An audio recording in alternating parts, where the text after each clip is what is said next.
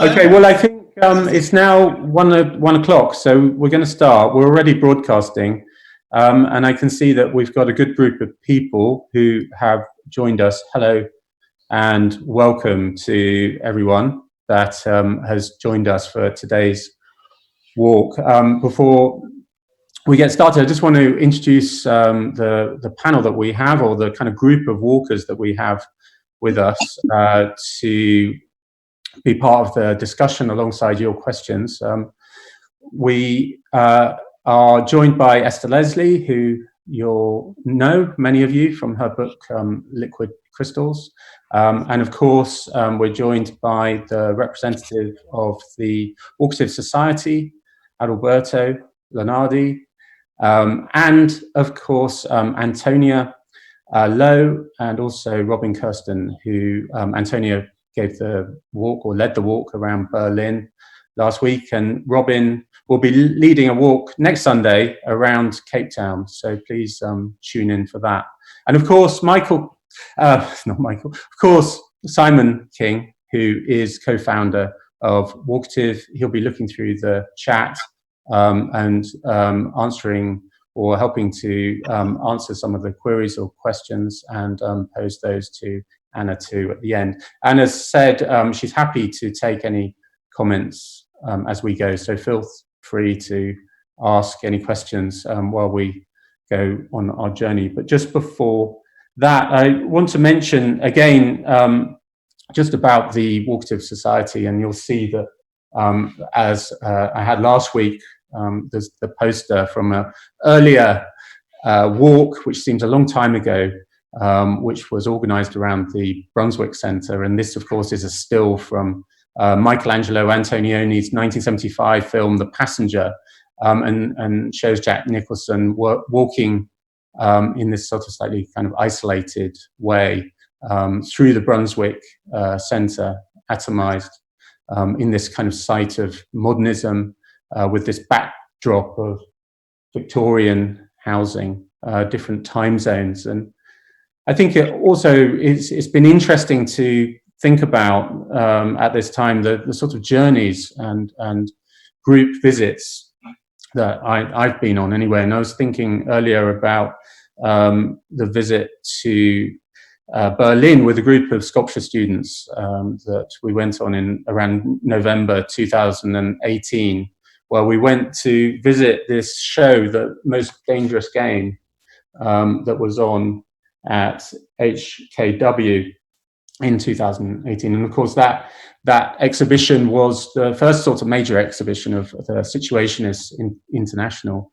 And many of you who came to that show, or if you're based in Germany, I'm sure you went to see it, will remember it as being something that was quite distinctive. And for me, what was distinctive about it was this idea that situationism, or the Situationists, stood for a notion of collapsing boundaries between art and life. And I think that is something that we share here with the kind of Walkative project, which is very much about thinking about how walking informs thinking and researching and making.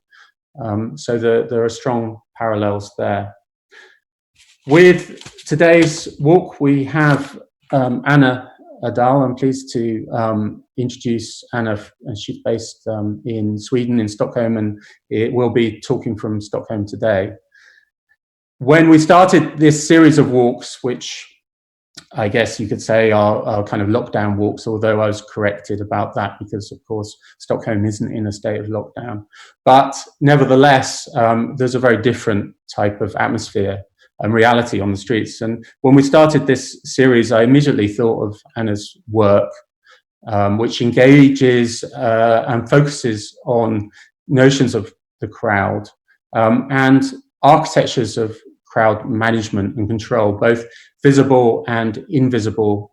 Anna has had exhibitions that often make these architectures, these objects that help navigate and control crowds in cities, visible, but also is very interested in looking at ideas around the virtual crowd alongside notions of fluidity and flow. More recently, she's been working with the gaming company Ubisoft to develop ideas around simulated crowds and the future crowd, and how thinking about how crowds will coexist with a sort of virtual formation in the future. So before I hand over to Anna, just to say, please do write in the chat box and with any comments or questions. As I said, Anna's very happy to stop and pause and go into discussion as we continue with our walk, and to remind you that we'll be back next Sunday with Robin's walk from South Africa. And if you missed last week in Berlin with Antonio Lowe, that's all recorded on YouTube. I'll put a link to that at the end in the chat box. Okay, thank you very much. Well, thank you, Jasper. And so I'm going to maybe sort of repeat myself. So I thought I would just start for the people who doesn't know me or what I do, and also a bit to sort of contextualize this walk or this online event through who I am and what I'm doing.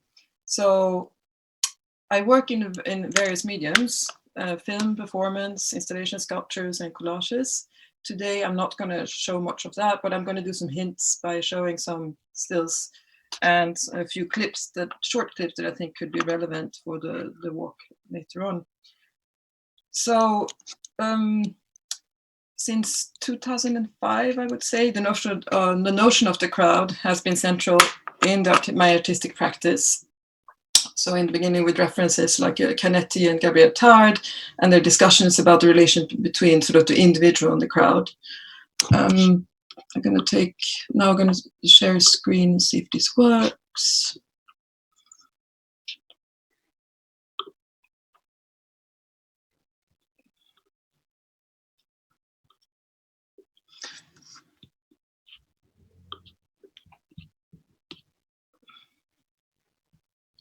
Sorry for the technical delay.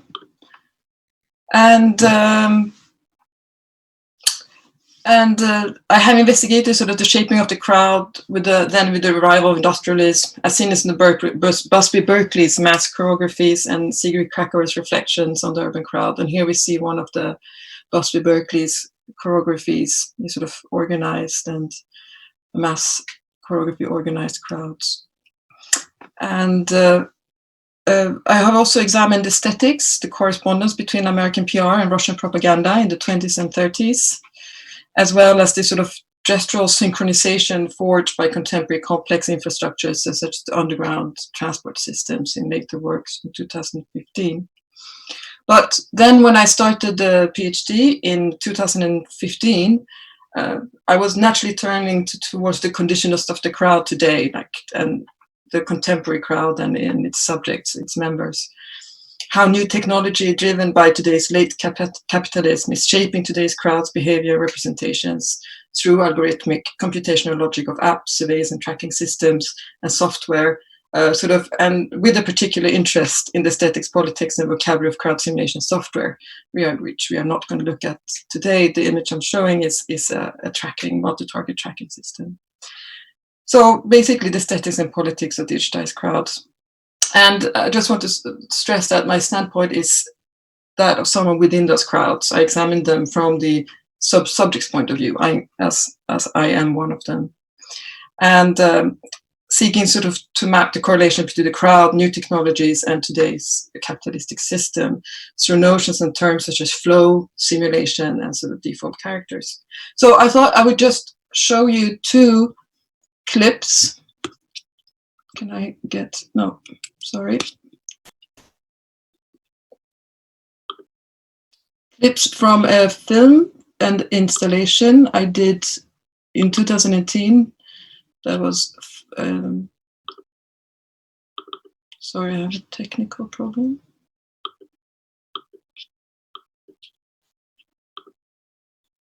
Can you see me? Why am I not able to?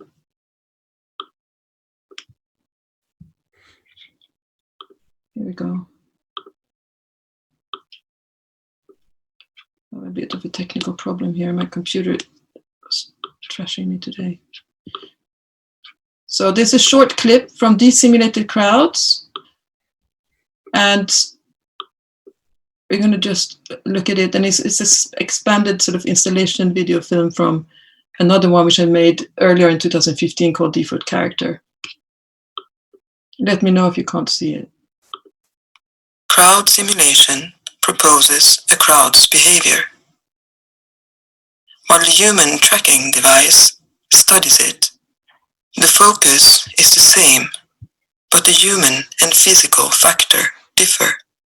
In both cases, humans and bodies are referred to in boxes.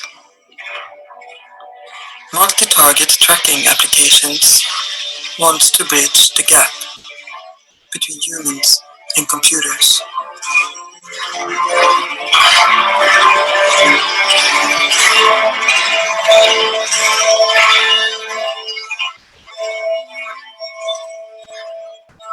We are all part of a digital web of data that connects us, used to predict and model our collective behavior. Online, in a digitized crowd, you are atomized, isolated within a physical collective.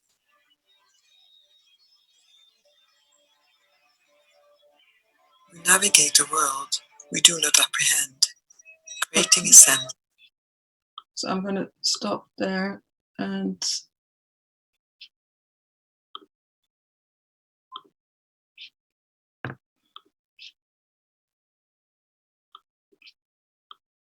show you another clip, short clip.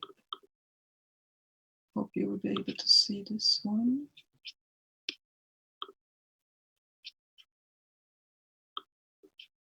I had to enter QuickTime because it makes a better quality, so that's why it takes a bit of time to jump between the techniques here.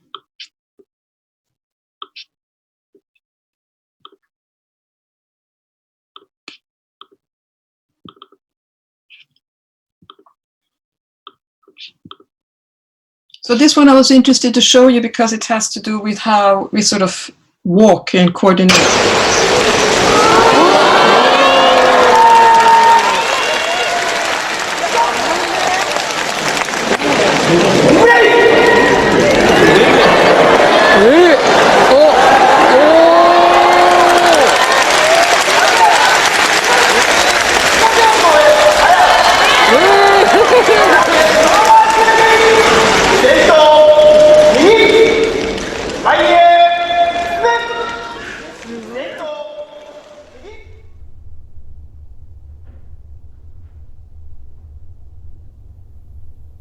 Avoiding collision keeps the crowd's flow. Avoiding each other preserves the flow. The actors move from one goal to the next. So you can move the goals around as you like to define the crowd's flow. After actors reach their final goal, they just generally keep moving around it, unless you tell them to do something else.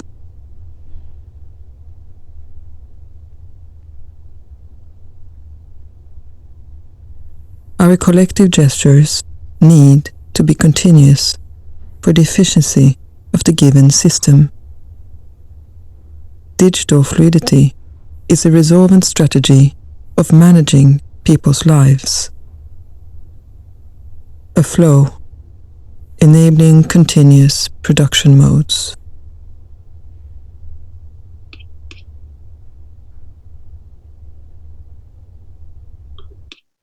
So these were two clips I thought could be relevant for today, for later on.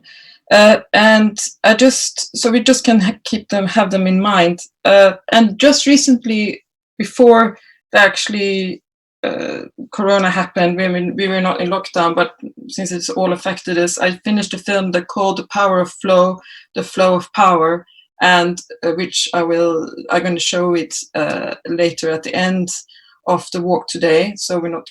But I thought I would show you a short trailer so you can get an idea. The trailer is just a second. So the flow is sort of it addresses how flow is sort of everywhere through it today. The notion of flow, sort of cash flow, workflow, flow in the state of flow of mindfulness, and so on. So through an immersive experience, the film sort of addresses how the notion and term of flow and state of flow have been hijacked or sort of monetized by our current economy and accelerate the society of 24/7 consumption, production, and performance. And ultimately how the notion of flow has been turned into a sort of this biopolitical tool, which its intent is to sort of optimize the efficiency and performative of sort of our collective behavior. And so I'm going to share with you this short trailer, and that gives you a few ideas.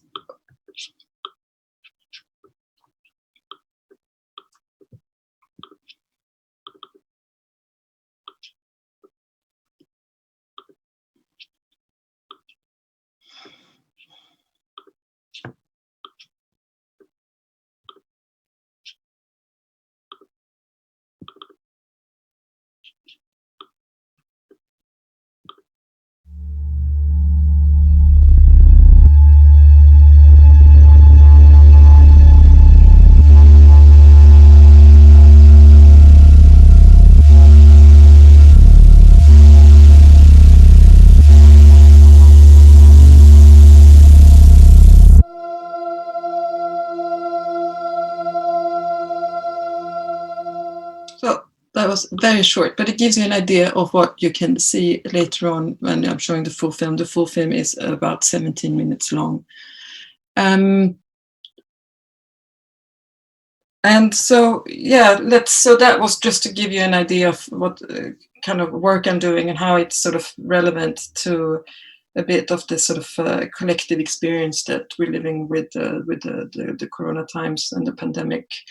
So we were talking about this earlier, that this is a global collective experience, but yet so different when it comes to the domestic and the local experiences. And I thought I would share a few of my thoughts. And so within this sort of exceptional state that the COVID-19 has put us in, the experiences of this sort of atomized and physically, socially distanced crowd is sort of flagrant. And the virus isolates the members of the crowd, forcing them into this digital online work and social relations, even here in Sweden. And also at the same time, we have this increase of surveillance and tracking systems. All this I want to talk about with you later on as well. Through mobile devices and online activity, we have the quantification of the self and so on, which has been heightened within a very short period of time, as we're experiencing right now. And it has sort of so fast forwarded us, the crowd, into this intensified online existence, which can reveal this sort of this importance of the sort of physical relations, sort of organically shared experiences. Also because when we use these digital platforms of communication, we're using it now. Now I see nobody. I'm sitting on my own here talking to nothingness in a sense. And for me, the bodily language, like the body has been a lot of as a tool of investigation in my work, especially when it comes to sort of the digital. And here in this situation specifically, when we use these digital platforms of communication, we don't have the bodily language. I'm trying to use it a bit here, but my physical presence is not there. And that sort of cuts nearly in half how we communicate, and is missing on this sort of full communication. And so that was just a few. I have a little quote that I wanted to share with you about that. Sorry, I'm missing something here. Of Eugene Mozarov. I think most of the quotes are very much taken a bit from The Guardian, because it's impossible to sort of analyze what we're experiencing right now. We don't know the outcomes yet, and we can only account for the atomized and digitized state in which we're living in our everyday life. And so once this is the end to it or not, we don't know how this can be ended, not even with a vaccine. Are we going to go back to what we used to, or is but in this sort of enhanced computational environment, sort of monitoring every detail and every gesture and geographic locations much more than before, the sort of online intensified existence I was talking about. But also I'm interested in the fact that all this new intensified online existence actually enables the crowd to continue in this flow that I was referring to before, the sort of this workflow, even if isolated, unless you've been permitted or fired, of course. And this sort of enables us to continue to perform and produce and consume within the limits of the digital. It's sort of still within this sort of accelerated flow. And now I wanted to share with you a quote from Eugene Mozarov, which was in part of an article that he wrote in Guardian. Maybe many of you have actually read it, about this new surveillance. Sorry, I'm not so good at this. Okay, in a matter of weeks, coronavirus has shuttered. Wait, I'm worried.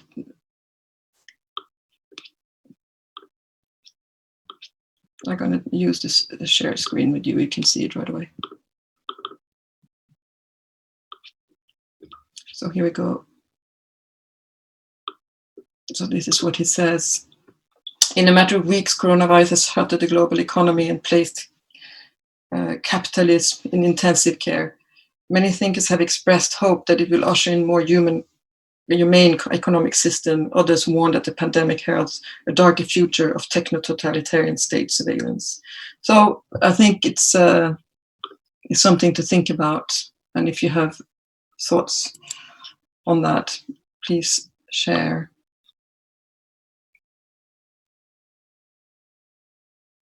Okay, I'm just checking your chats to see if you have any comments. So let's go to Sweden then. That's where I am right now. And I thought you were maybe all a bit curious about actually the situation we're in. So I'm going to give you a small insight. And and of course this insight is going to be personal, because it's going to be through my experience, but also mixed with the sort of guidelines that we are given from the government, who are working together with the state epidemiologists on guiding our behavior during this period.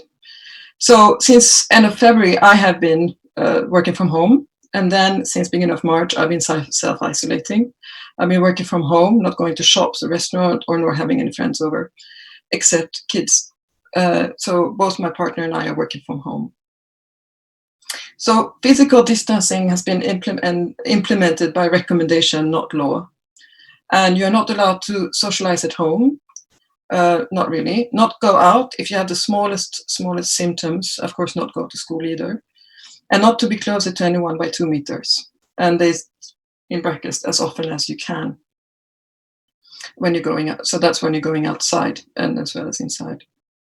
And all the risk groups and the elderly are in quarantine, sort of isolated, but allowed out for walks. You are allowed to go to restaurants. I haven't, but you have to keep a distance, and there's only table serving, not bar standing or so. And you apply this recommendation yourself with common sense. This is sort of this individual responsibility. And there's a strong sense of duty here. So people do actually apply this. Not everybody, but most. And it's sort of based on a trust to the government. And here in Sweden, we have this state epidemiologist. I guess every country has their own, called Anders Tegnell, who's the one who's giving us the guidelines through the press conferences. And I just wanted to bring something in here. This is quite interesting because his persona rhetorics are quite interesting when put next to the politicians, because he's only relying on scientific expertise. And he also admits that he's not sure about the path we are actually taking. And but it seems to be the best one according to him. So that's why we're choosing it, on the information and the knowledge they have, the sort of scientific knowledge and data. And he also admits that there is failure, that COVID has entered elderly homes and has killed so many other people, like 1/3 of the people then in Sweden are elderly people from these homes. And I was quite interested in seeing this sort of more honest and vulnerable attitude put in sort of together, and then next to the sort of the rhetorics of the politicians in the political landscape. So, of course, I'm not here to defend the Swedish way. I'm not interested by that, but just to describe how we experience it. So I just wanted to tell you this before we see the walk. So as of today, we have more than 3,000 dead, with a population of 10 million, half of them in elderly homes, as I said before. And as of next week, they expect that 1/3 of the Stockholm population have had COVID-19, and that in June it will be 50%, which means that we're going to have herd immunity. But yet they stress that this does not mean that we're going back to normal. So I want to, I got to know about doing this walk with you, which is going to be a walk, I assure you, not so long time ago. And so I tried to put together some thoughts in my head. I don't know if you share this with me, but it's not so easy to think nowadays. And also to do these recorded walks for you to share, for me to share with you. I'm just going to check the chat. Okay. And so let's do this. I have done a walk about 40 to 50 minutes. I shortened it down to 13 minutes because, as you can see, the streets in Stockholm are quite empty. And I live in the center. I live in Stockholm. I'm not in the suburbs, in case you wonder. And I haven't been into the city center. So I have two different walks that I'm going to share with you. And I'm going to talk a bit while we're doing it, while we're looking at it. And I'm going to tell you why. And as looking from the images that we're going to see together from the walk, I have sort of titled this walk, the Stockholm, the illusion of normal. So I'm going to go back to QuickTime now, and I hope it's worth these technicalities because it does have a better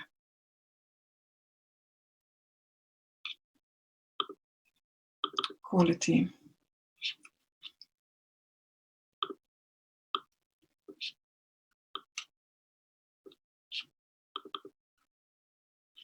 So this first walk is about 13 minutes, but I'm gonna have a few,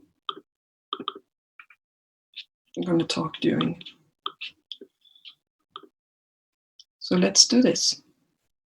So it's from my house. I live on Stockholm is composed of semi-islands, and it's from my door. And what we're going to see is my local area. It's a newly built area, and I choose to take I've been, as we're living very local, I've been doing all the possible walks. I go out for a walk, sort of try to go out for a walk every day, once a day, and so I do know my neighborhood by heart. But I choose this one because we're actually going from this newly built into military area of surveillance, which looks like a park, which is all open for people to visit, and then into the city center. And not the total center, we're going to go there later. Please let me know if you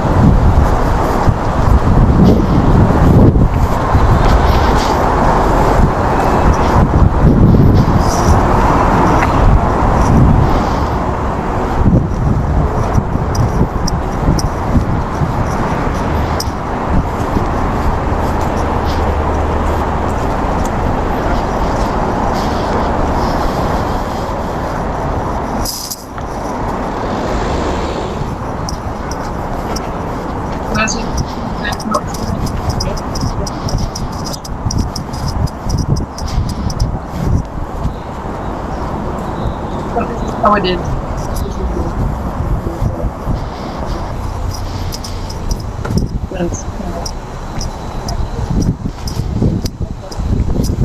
So what we happened earlier was that we are encouraged, or they asked us not to do that. So that's why, of course, the life.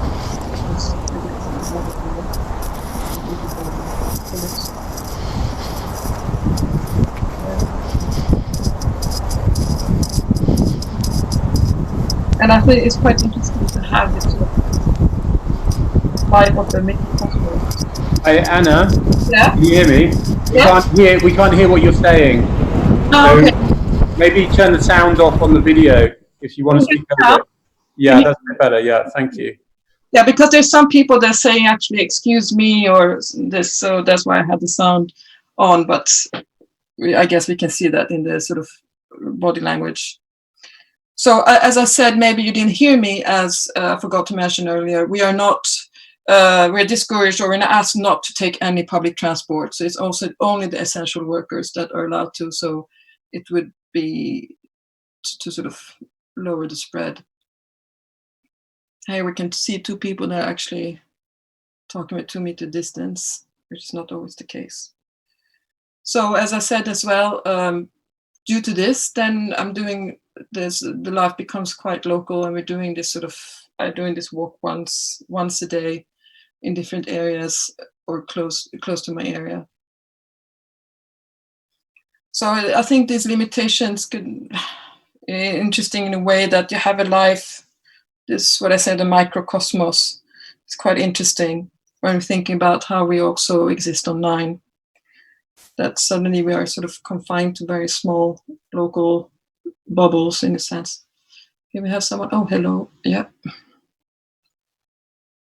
That more and more we appear to be in those bubbles, but we are in the same time globally connected. And how that actually affects our collective behavior. So when I've done the clips, when I edited here is actually when there's no people. So it's just when it's empty. I've been focusing on when there's people in the streets.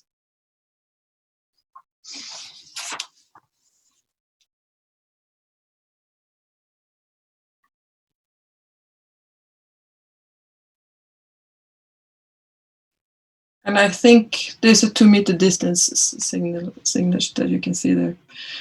So as I mentioned earlier, there's both this sort of, there's a longing for togetherness and solidarity, but it can also reinforce a polarization, sort of a distancing, which can be sort of beneficiary for right-wing extremists.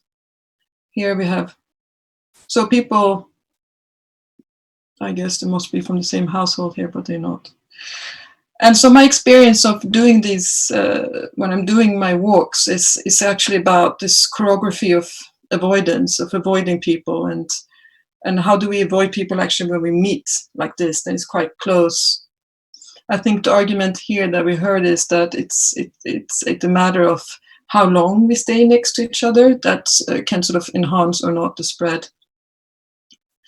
My mother, for example, who is in totally quarantined, but she goes out for walks. She was a bit stressed about the joggers.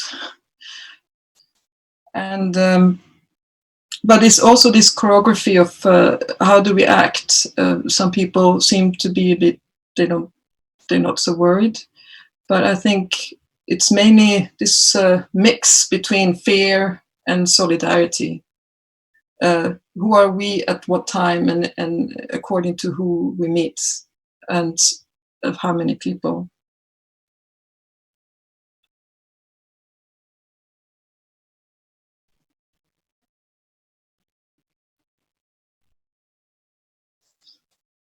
And at the same time, as we're going to see, we're still in the area where here you can see the restaurants. They're open. They're not people sitting outside. This film of the walk was shot last Wednesday. And of course, it is a bit different now to a bit of a month ago. A month ago, the streets were really empty, even though people could go out.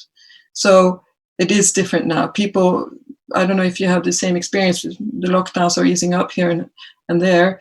And and in Stockholm we are sort of in the same situation, but I think people have the sense that or we've had it already, or we're immune or something, or we just can't deal. So now we're entering the military zone, and I thought this is not important in itself, but I thought it could be interesting and sort of remind us of that surveillance that we are experiencing all the time, actually, when we are walking outside.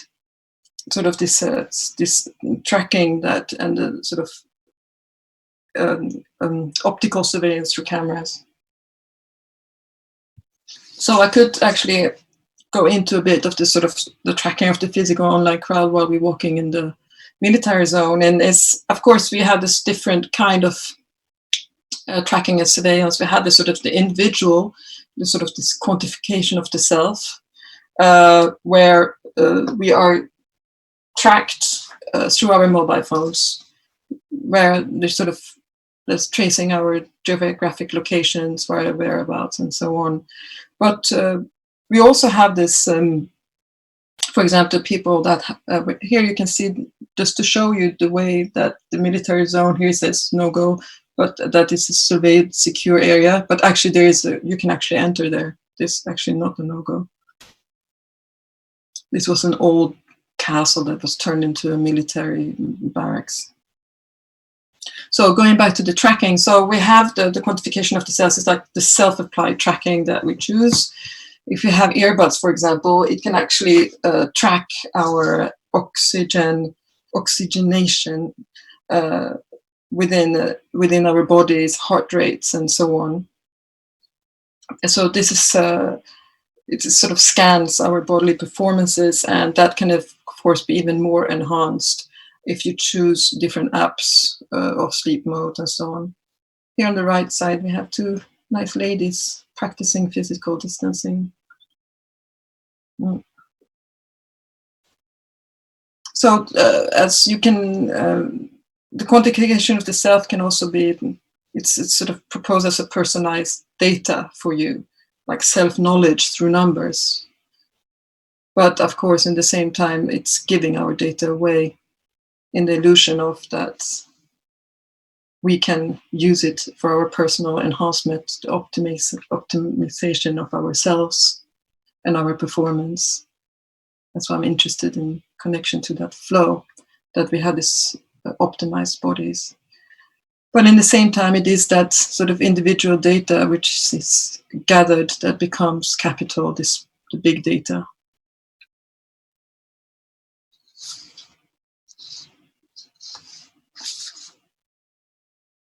Now I can't see your comments, so if someone in the panel want to read out the comments.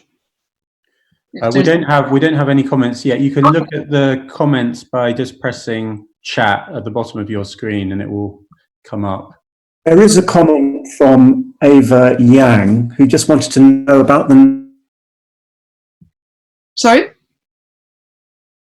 Ava Yang asks, what's the neighborhood that we're walking through here? Okay. So that's maybe what you didn't hear in the beginning. I live in Stockholm. This not right now. I'm just going to pause. No, I don't have to pause. We were beginning on Kungsholmen, which is where I live, which is part of the Stockholm center, Stockholm city. And then we walked through that park and military area. And now we're going to Vasastan, which is another more older and more central area. And I wanted to, where we have, of course, a bit of a more dense population on the streets. This was last Wednesday. And here you see a lot of risk group people actually walking into the streets. So as I was mentioning earlier, it is this sense of this sort of illusion of the normal. And as we can see in both films, we're going to see a second one afterwards that were shot this last Wednesday, it all seems normal on surface. Sort of the image of urban society seems working as usual, nearly. People and cars here in the streets, unless you see that actually the restaurant terraces are not that crowded. Shops and restaurants are open. You can go and shop, you can go to a restaurant, even though you have to keep physical distancing. But yet nothing is normal. It looks normal, but it's actually nothing is normal. even though we can practice normal, we are not in the normal. Because Anna, there's just a quick question from Fran. It's just asking you to send the link to the article that you sent the quote. Of course, Eugene Mozarov. Yeah, that'd be great. Hi, Fran. We're going to have some more quotes from him later on. So actually, yeah, we can see people that are walking the street, even in groups like these three lads. But in the same time, you don't meet with friends. You don't have people over. You're not socializing. You're just sharing sort of space, but at a distance. There's a question from Claire, and maybe it's a question for the end of the presentation. She asks what your considerations are regarding value fiction videos. I see you are not blurring faces, for example. No. So as I thought, that's exactly. Usually, I'm very conscious about this, but as you can see, it's very hard to actually see the faces very well. And I was just thinking that I'm going to show this with you in quite a small group, and there's no sort of interest, I guess, from anyone here really to do anything with it, and I'm not going to do it. So it's I'm showing this within trust. Right. But just so we're soon ending this walk here. But it's interesting how the image of the city shows us maybe to what degree we are being distant, isolated together, even before Corona in a way, in our everyday lives. And I thought that could be something that was interesting to discuss.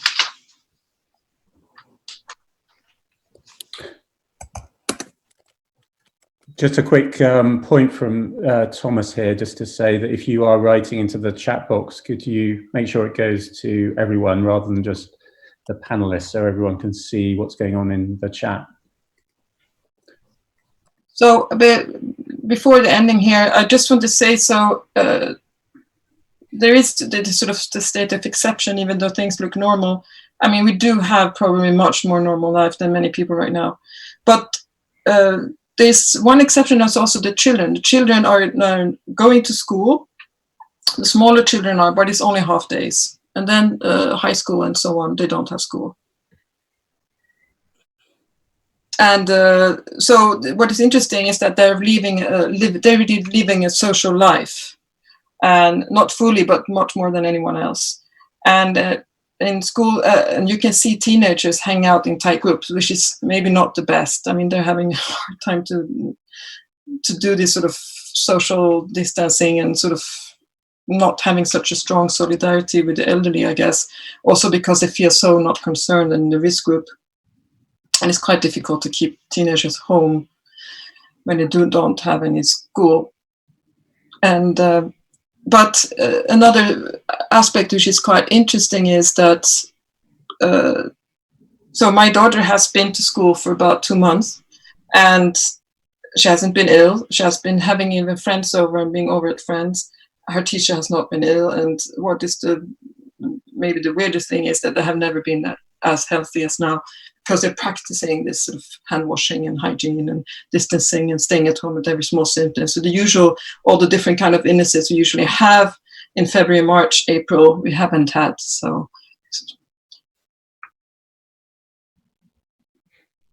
yes, so what I wanted to show you as well, the second part of the walk is actually, as I told you, as I've been practicing this sort of self-isolation, I haven't been into the city center, but the city center is quite crowded right now. And I wanted to show that with you. And because of this sort of non-public transport option, I actually been able to sort of borrow a car to move to see a family and the risk group, at a distance, to help out. And also we made a trip to the countryside, which could be quite interesting because we were in a bubble the whole time, bringing all the food with us for the amount of days we were gone. So I thought, as I have, the only way I've been into the city center has been through with the car. And it's interesting because I also realized that the car is the sort of ultimate self-distancing self-distance, that's interesting. Physical and social distancing tool that you can find as you're in that sort of protected shell. So I thought that even though this is supposed to be a walk, I would consider that we're doing a car ride walk inside the city center of Stockholm of last Wednesday. And yeah, let me share that with you. Okay, I always have to open QuickTime before, so it actually recognize it. Sorry for that. I hope the quality of the films are okay. I was a bit worried that they would be a lot of frame drops, so that's why I'm using QuickTime. So here's a car. We're already in the city center. We're actually close to the Royal Library, where I sit a lot because I have a sort of research room and area there. So, but I haven't been there since the beginning of February. So here we go.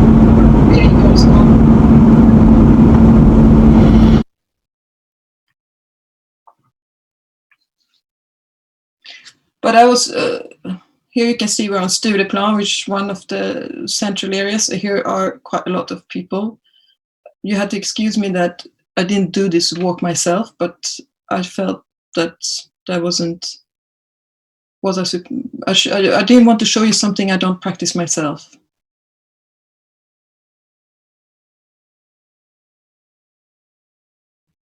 And I'm happy to hear what you have any questions about this.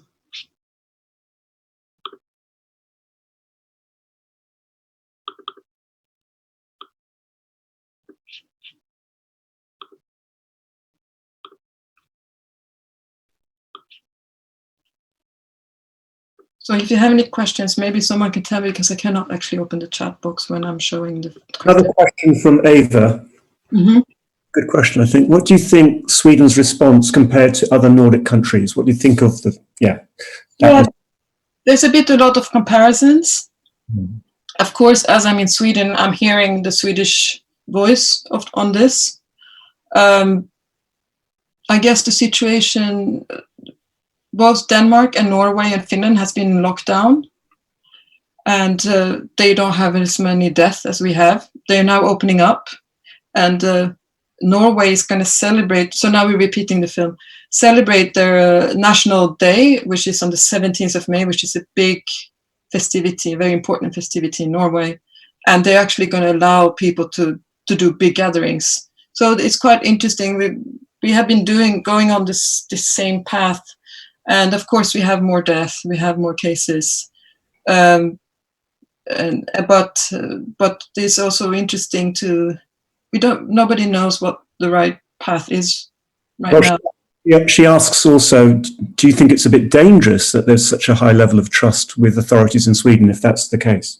That has been discussed a lot, actually.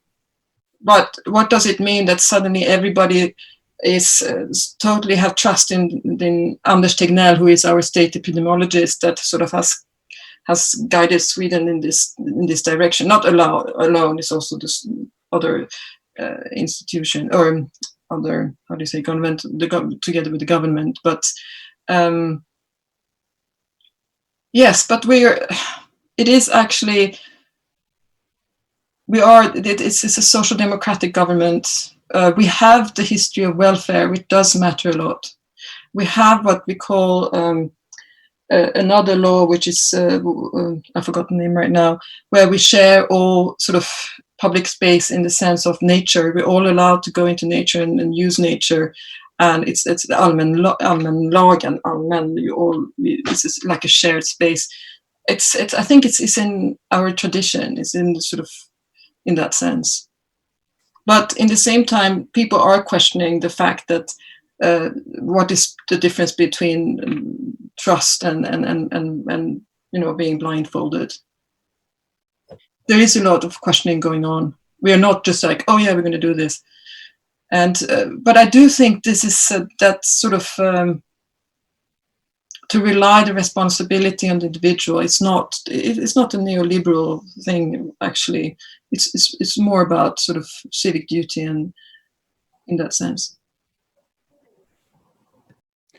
Anna, can I ask a quick question? Yeah. Just while we're on this journey, it's just to do, and you may not have an answer for this. It's just about how you think this situation has impacted on your work and your thinking around crowds and flow and fluidity. I mean, it may be too soon to respond to that, but I'm conscious of the fact that with Antonia's walk last week around Berlin, there was a kind of real sense of how artists are responding to this situation with, say, these balcony shows, and also the idea of kind of the limitations of working from your computer as well, and how that might be a kind of generative constraint. So the thing is that I wasn't able to work for 2 months, and it doesn't make such a difference if you're allowed to go out, or because all the people I know have been self-isolating and practicing social distancing and physical distancing, and so it doesn't in that sense been very difficult for the most people I know. And also, even though my daughter goes to school, she does come home at lunch, so there's only half day possibility of work. And but I wanted to talk a bit. I actually have a few things that I would like to bring up about sort of also the online crowd, and there is about the balcony exhibition. There was a proposition here, which was made out in the forest, called Quiet Spring. I don't have any images here, but it was called Quiet Spring, with artists that was showing work in a nearby forest in Stockholm.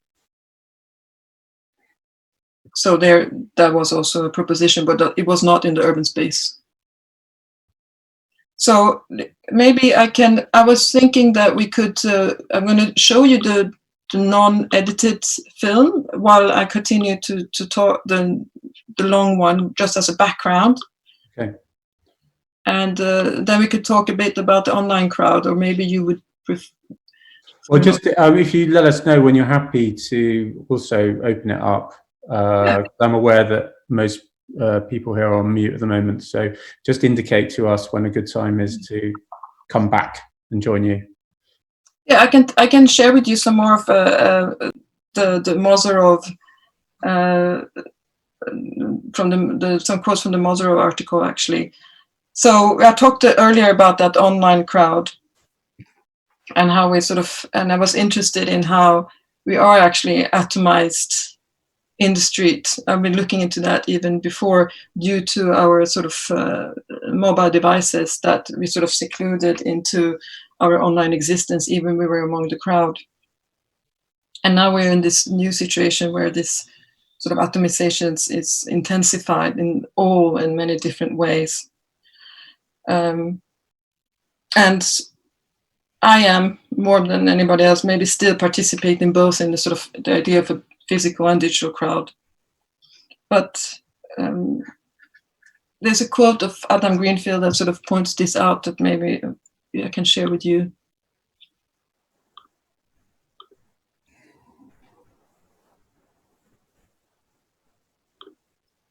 I'm going to open it up, where it talks about, maybe I can just read it out.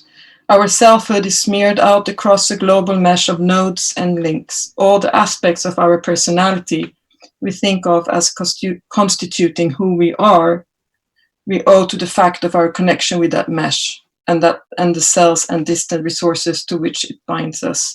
We can make networks and they shape us.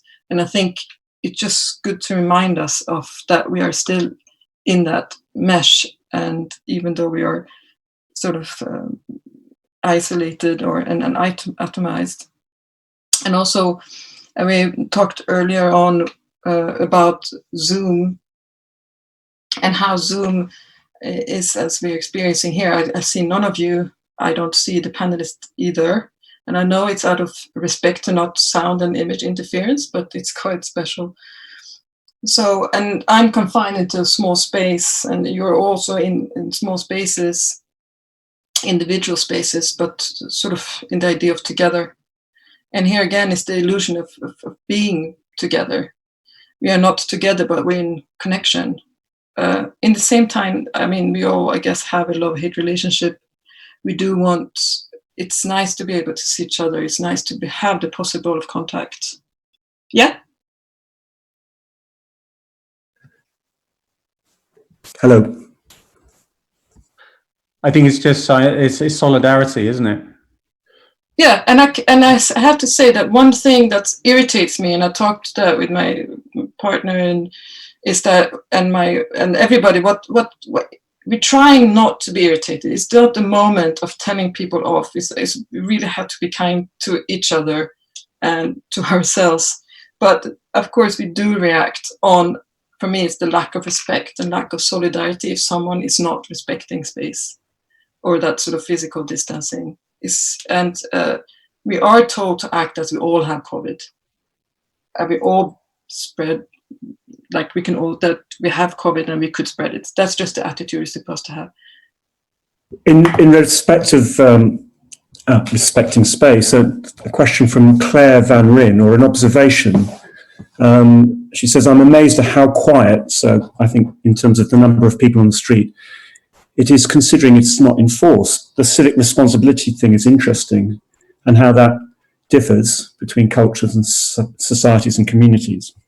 I have a friend that she works a lot in more in politics and actually cultural politics, and she said that it's maybe Sweden has chosen this path because it's actually possible, but so because we have that sort of trust and civic duty.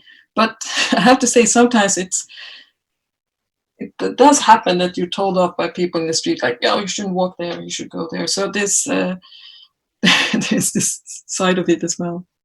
Robin, you want to say something? Yeah, I just want to come back to this idea about trust, which you just spoke about. And I'm in Cape Town at the moment, so there's a different relationship to the authorities.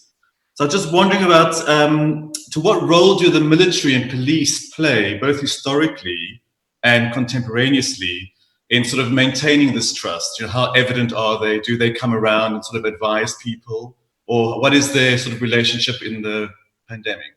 There's nowhere. We don't have any drones, and we have the only signature we have is the one I showed you on the floor. Okay. Right. You don't have any the police. The police, not even the police, but someone, I don't remember what he was called, that was supposed to check on restaurants.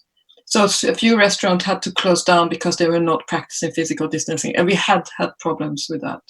And it's mainly because they have a range of maybe like between 16 and 25. It doesn't feel they're concerned. If they get ill, they very few of them actually die. So and many of them has been. I mean, I know a lot of people in that age range that had been ill, and yeah, and they're like, yeah, I'm gonna have a bad flu, and then I'm fine. So that could be a bit of a problem. They are the problem. But teenagers are always a bit rebellious, I guess. Is it sort of then? It's like, could you say it's almost a national characteristic or a state DNA?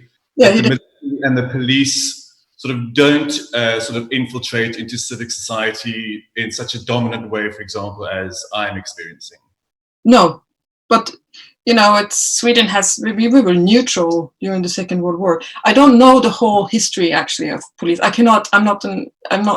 lived in France for a long time, so I don't have that whole Swedish history of police and military. But it's that's why I wanted to show you the walk in the military zone that was actually open. You can walk in nearly into the restaurant. They were in Sunday. I met up with a friend, and we were sitting outside on the outside sort of balcony area because they were not there. And someone came by, and they're like, "Oh, hi." So it is, yeah, we do have a different. We haven't had.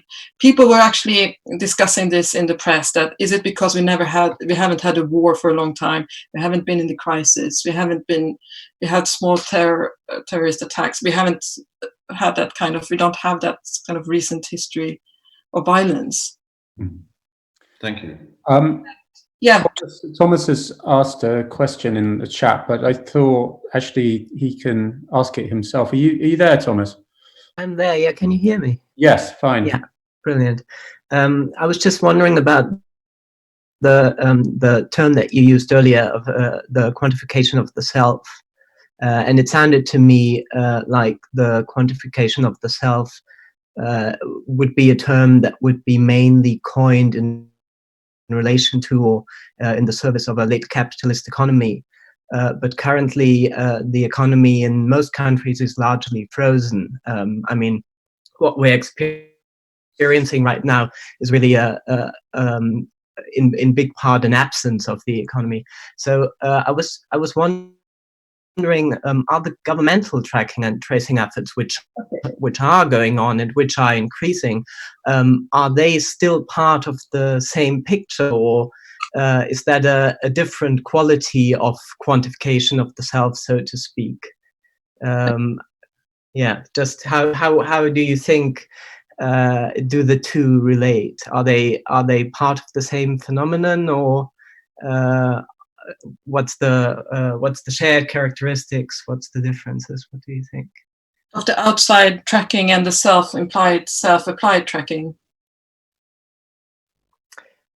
Just in terms of how, essentially, how has the moment of crisis changed the idea of a quantification of the self, which before was largely in relation to the economy, right? And at the moment, it seems to be the idea is to fight the pandemic through apps, through tracking and tracing.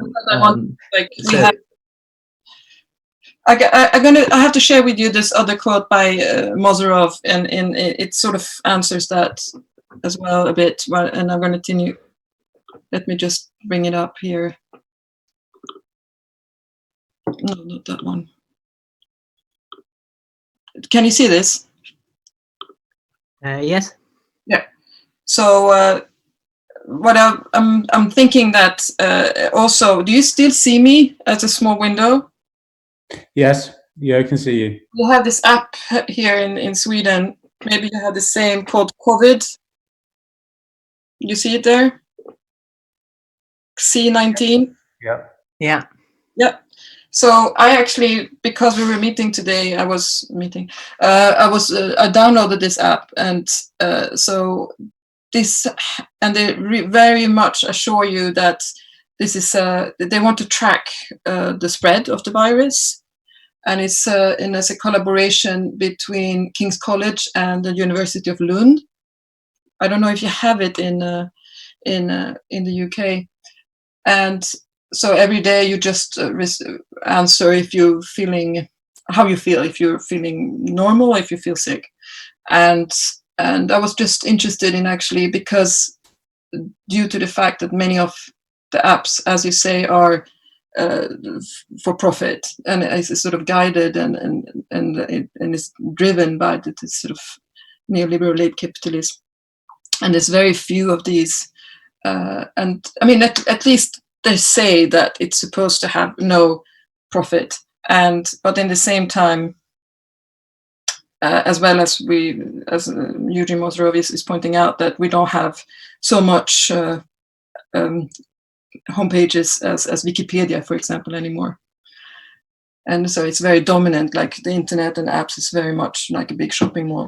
But do you see this quote? Yes, I can see it. So tracking our behavior during the pandemic, an excuse to implement a heightened surveillance state. The world is currently enthralled by solutionist tech. Like that the tech is the solution to yes. From a Polish app that requires coronavirus patients to regularly take selfies to prove they are indoors. This is more of a surveillance. To China's color-coded smartphone health rating program, which track who is allowed to leave the house. Governments have turned to companies such as Amazon and Palantir for infrastructure and data modeling, while Google and Apple have joined forces to enable privacy-preserving data tracing solutions. And once countries enter the recovery phase, the tech industry will gladly lend its technocratic expertise to the cleanup. Italy has already put Vittorio Colau, the former CEO of Vodafone, in charge for Linux. So there is, I think is interesting is how the politics are sort of mixing up with this. But I think maybe Esther has something to say about this. I think it's, I don't know, we're in the middle of this. I cannot have a final saying on this at all. Anna? Yeah? I'm just struck by the quote from Mazarov, and something that I'd noted before we started today, in respect of somebody called Professor Lillian Edwards, who I think was giving evidence last week to a select committee. In relation to this, she says, there is a precedent of other pandemics leading to a mass land grab in extensive state surveillance. Mm-hmm.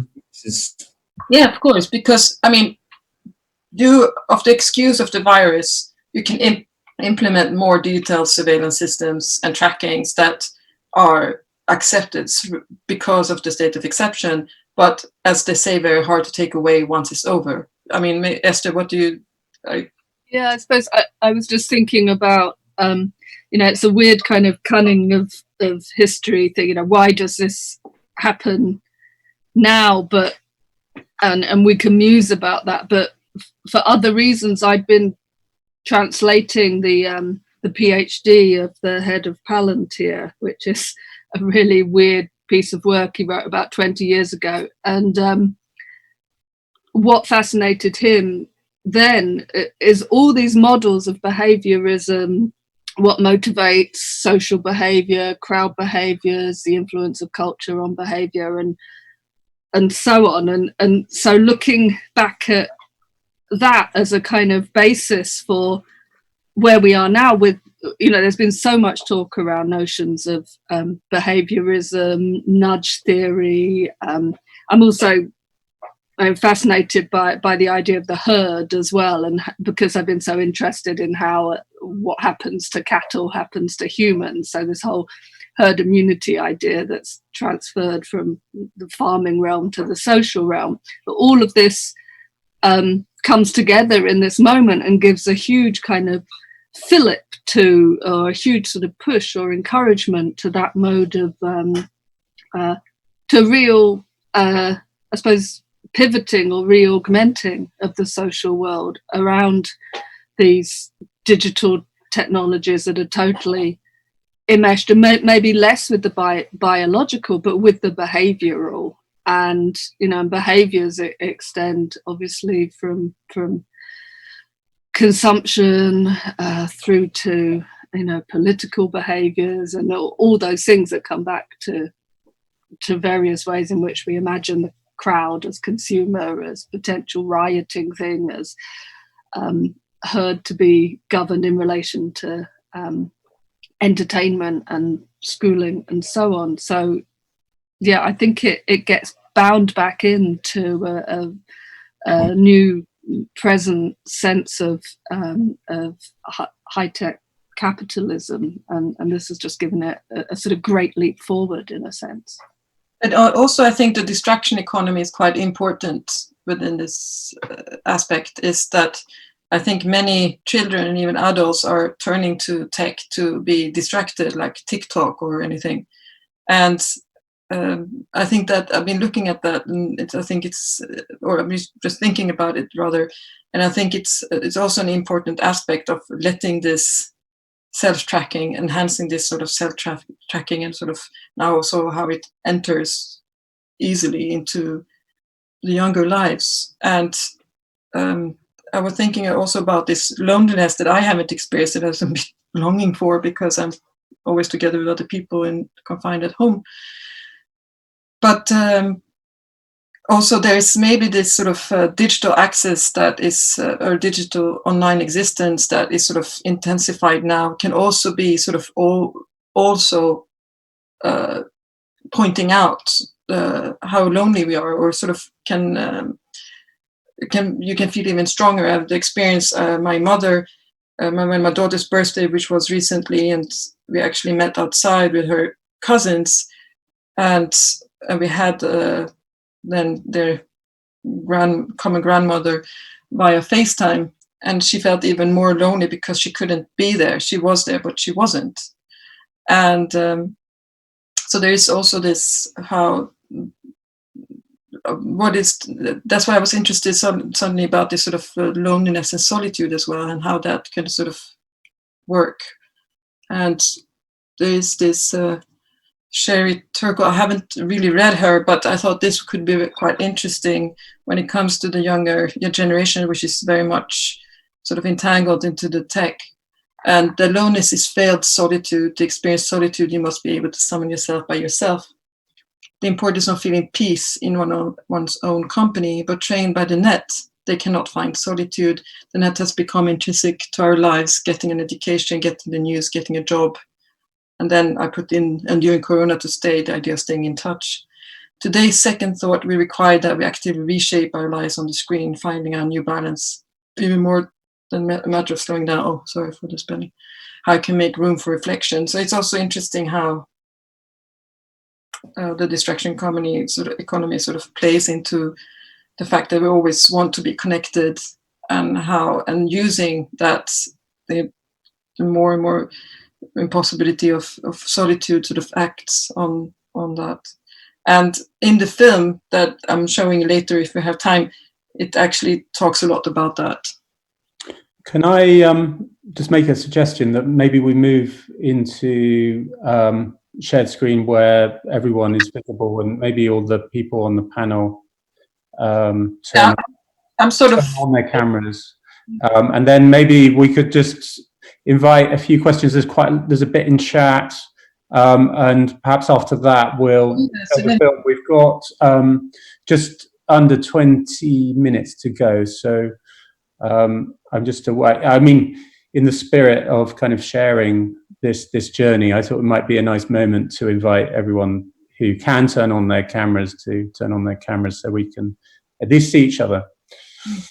So yeah, but someone, Ava was pointing out the surveillance capitalism, Shoshana Zuboff. Yeah, of course. I haven't actually read all of it, but I have. I've been looking into it, and yeah, it summons quite a lot. I mean, Claire, you're there. Was there anything that you wanted to mention directly? Because you've got quite a few questions in the chat. If you just turn off your mute. Perhaps you don't want to speak, I don't know. No, it's okay. I suppose my questions have sort of shifted along with the conversation. And I suppose what's pertinent for me at the moment is sort of wondering, maybe sort of relating to the discussion on loneliness and that feeling of presence. I suppose I'm interested in knowing what you think about how crowds or how people are able to connect as a crowd online, and whether our physicality or our experience, our sensory and bodily experiences, for example, you know, of being in a physical space ourselves whilst we are on the call as we are now, or our experience of being in a crowd, and how that sort of transposes onto digital spaces, and whether you think that there's some kind of evolution in terms of evolution or skill building, in terms of how we are aware of each other in a more human way in online spaces. I suppose is my current sort of thought. So I would like to come back to what I mentioned earlier, is that when we use the digital platforms of communication as we are now, I mean, we don't have sort of the presence of the body, and half of the way we communicate is actually through the body language and aura. And I think that is making a big difference not to have that. It's also, we are all isolated in our small screens.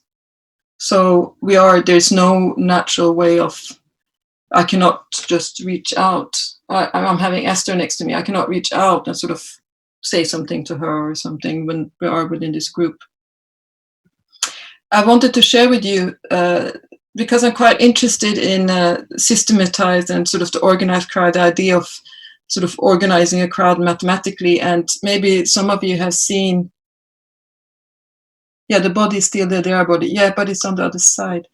And I wanted to share with you this, that maybe you have seen as well. the protest in Israel.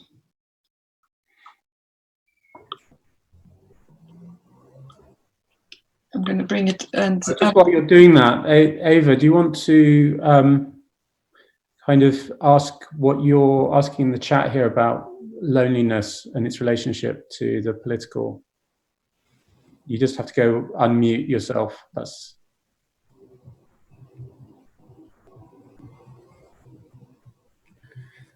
no. Okay. Bless you. Hello, Ava. No worries of spreading anything. We're safe. No physicality here. Shall I read? Oh, she's unmuted. I think she. Oh, she. Ava. Hi everyone. I'm actually okay. I'm just wanted to share this quote. Oh, okay, no problem. Thank you. I'm going to. When you were asking earlier about the idea of the feeling of the crowd online, it's mainly when if I want to just take the recent Zoom experience, I was recently part of a baby shower online, and what was interesting was that we were more 30-40 people all present, and this image, it's on purpose a bit bad to not show you who the people were, but it was interesting because it was not a professional gathering, so it was more of a sort of she's a woman, she's pregnant alone in New York, so she's in a vulnerable state, and it was just this big group of support and for her, and the coming baby is she should have it next month. And that was the first time I was actually feeling touched about the Zoom meeting, because there was a crowd. This is a small crowd, but where you can seeing all this amount of people together did something, and also because it didn't have that sort of production, performance, profit sort of intent.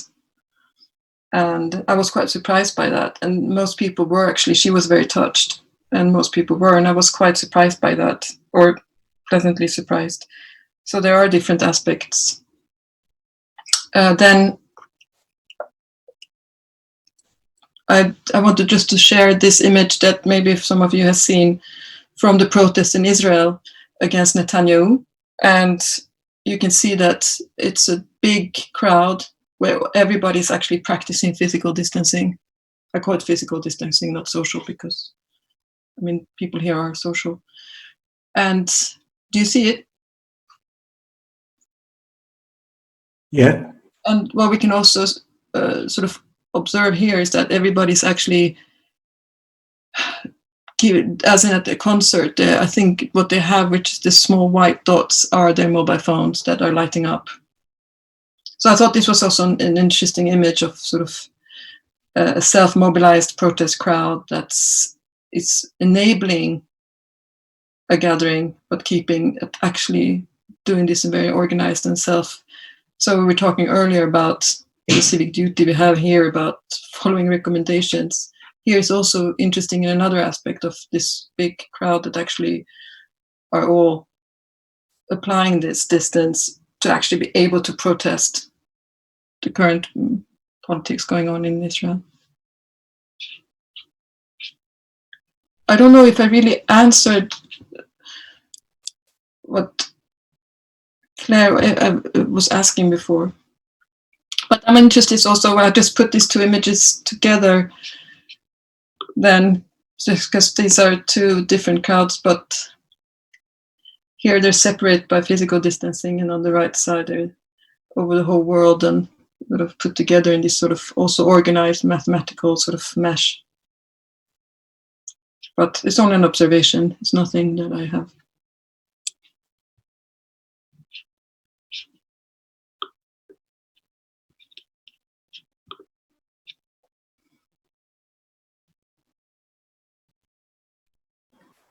Anna, can you see the questions and the observations? I'm sorry, I'm a bit slow because when I have to show from my side images and films, I can't see the chat. It's very frustrating, but that's actually the problem. Just while you're looking at the chat, maybe I could invite Hannes Brunner to you in the chat. You mentioned the computer as a sort of studio. Do you want?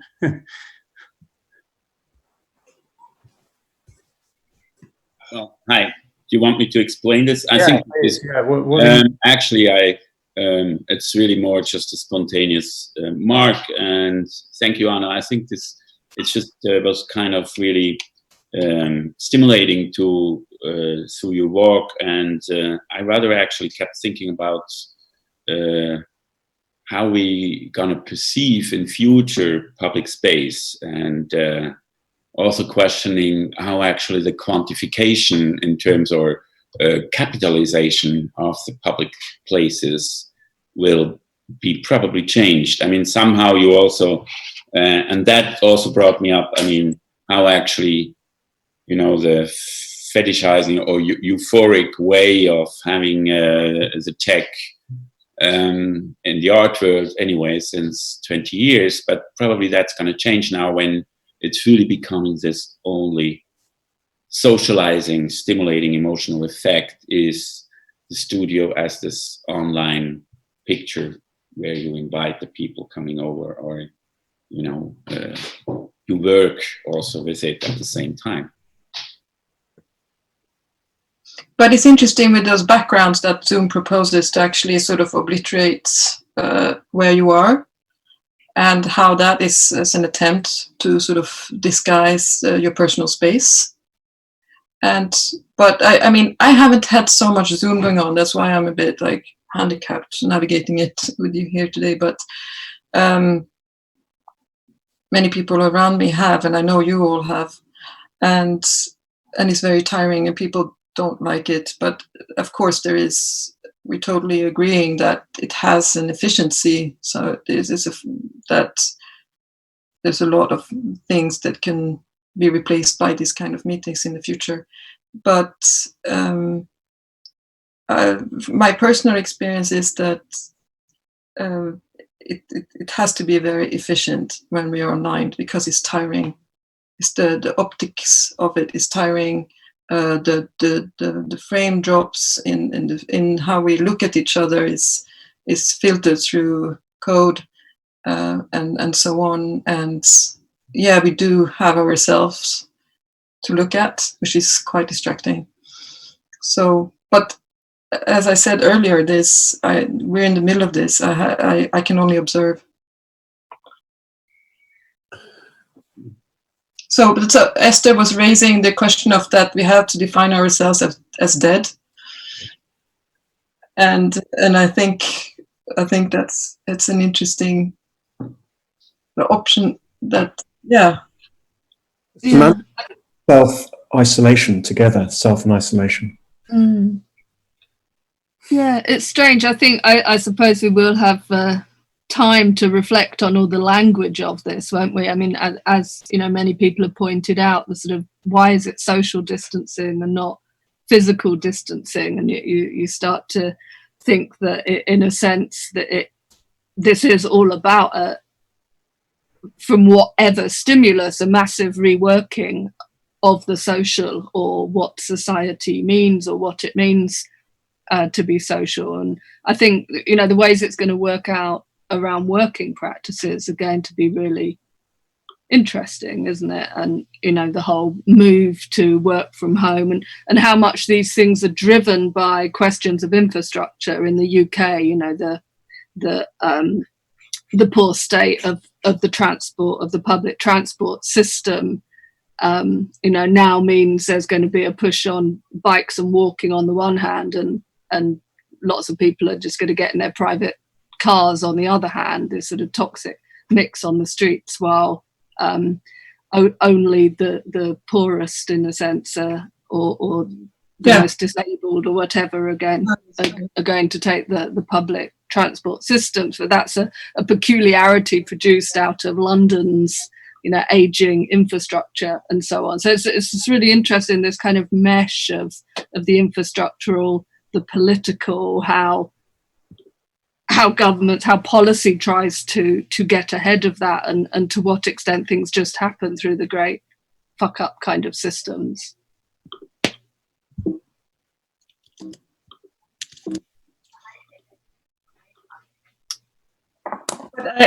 For me personally, I had a bike accident 2 years ago, and then I could only take sort of car, and I couldn't walk. And I feel again the same experience. And I have a problem with going from one closed space into the car closed space into the wherever space I'm going, and then maybe even if I go outside for a walk, then it's like sort of airing myself, but then back into the space. I really miss public transport. I miss being able to move and have space and move with other people. I think it's the whole reason for a city, isn't it? I mean, the raison d'être, the modernist city of chance encounter and, you know, and coincidence and flânerie, and everything becomes made impossible. And also, I've been very much interested in the underground, for example, because it's a common platform. It's where people, all different kinds of people that doesn't have the same goal or intent, but they all meet and they all perform in these sort of crowd movements together, and practicing it towards each other, not physical, like now it's going to be physical distancing, but before, so how we sort of coordinate our gestures to sort of cohabit these spaces. At the same time, we're sort of systematized and surveilled and controlled from, and all this, the whole underground is a system that organizes our gestures, collective gestures. So I think that it's, and I miss that very much. And in my whole research, it's the body that I use to investigate, the physical body, to sort of investigate the digital, because it seems that's the way to do it. That sort of can. I think you know, it's interesting in the chat, because there's this question from Thomas about how, you know, these forms of protest, and we saw it with Antonia's talk last week, how they allow us to maybe think about public space differently now, how the situation maybe allows for a kind of reimagining of our engagement with public space. And I think this impacts directly on the kind of research that you're doing, Anna, which in some ways already anticipates this moment. So that I think is an interesting thought to have when we watch your film as well, because sorry,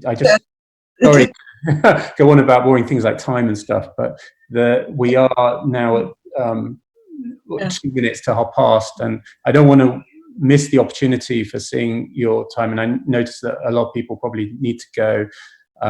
So I just want to say something about the last film, the Power of Flow. It's interesting because in the light, suddenly we arrived into the pandemic, and it was part of a show in the Netherlands, and they opened the 12th of March. It was open for 2 days and it closed. And I got the people from the place, they contacted me because they said that people were really, I don't know how to say, but they reacted on the film because suddenly it sort of was very relevant to the pandemic and coronavirus. This whole flow, when you see the images. I think it's why I wanted to show. If people need. It's really relevant. I think what I'll suggest is that maybe we, finish before you put the film on, in the sense that we'll leave the film running and then we'll end when the film stops. So we can make our final goodbyes before you put the film on, and also thanks to you, Anna, for leading this walk from Stockholm, and to remind everyone that great, and also how relevant all of these ideas are, and in particular the kind of area that you're working within is for this current moment. But also to mention that, or to remind everyone that we'll be back next Sunday with Robin's talk, who you can see there, Robin Kirsten, who'd be leading a walk from South Africa. So I'll leave it with you, Anna, if you just want to end by putting your film on, or any other final points. Yeah, it's 15 minutes, just so people know about distraction economy. And also to thank all of our panelists for joining us. That's brilliant. Thank you, Simon, Robin, Jasper, Antonia, Alberto. Thank you, Hannes, for your comment, and thank you, Esther, and Pat, who's still around, I guess, Alistair, everybody. So I'm sharing my film on QuickTime now. If I can just get that open. It's going to take a minute.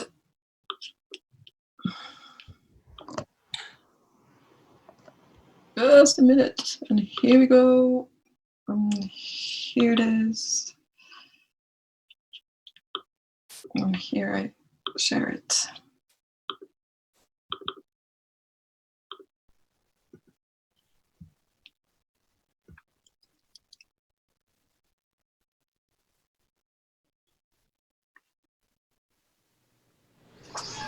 Abandon then the ambition to define and fix everything, and to hold on to yourself as a form of life which absolutely must and ought to survive. Go with the flow of things.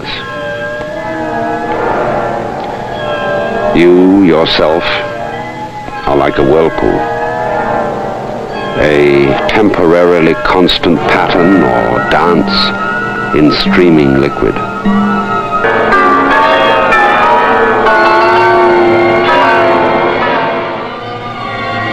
And the real fundamental you is not so much the whirlpool as the whole river. Flow, go with it, then. And do not resist time, change, and death. For the only real problematic form of death is rigidity and resistance to change. Now and forever flowing, follow each other.